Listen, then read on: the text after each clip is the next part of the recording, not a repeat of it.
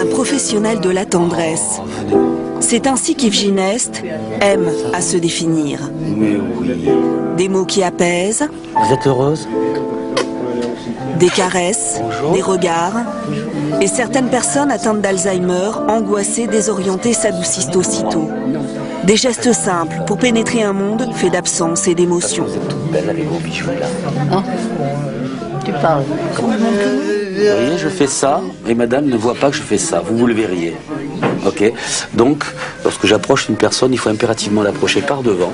Voilà. Et se mettre dans le regard. Tout simplement. Quand on mobilise une personne, il ne faut jamais l'attraper par exemple par le bras, avec une pouce comme ça, mais lui offrir les mains. Et vous allez voir, cette dame-là va mettre ses mains dans les miennes. Voilà.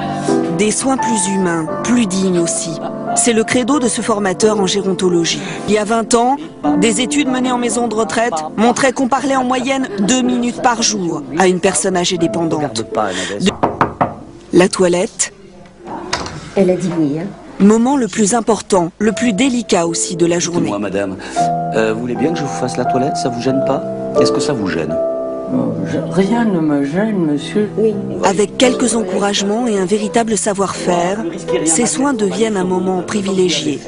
Cela prend un peu plus de temps, mais sur le long terme, les soignants y trouvent leur compte, notamment auprès des malades difficiles. On a 90 à 95% de ces toilettes presque impossibles qui se terminent dans la tendresse par des baisers, qui se terminent avec des gens qui nous sourient, tant qui mieux. nous aiment. Cette résidente ne marchait plus depuis des mois. Les jambes, Avec un peu de temps, 3, levez-vous vous-même. de persuasion Zéro effort. et un grand sourire, 1, 2, allez, souple. elle reprend pied dans la vie. Le fauteuil suit. Dans l'unité qui accueille des malades d'Alzheimer, tous les soignants ont été formés à cette méthode. Une petite révolution pour ces professionnels du grand âge, plus de cris, de fugues, chacun y trouve son compte. L'absentéisme est donc passé de 14% à 2%. Nous avions également un turnover très important et il a diminué, voire il a disparu. Et surtout la baisse, voire la disparition des médicaments. Humanitude,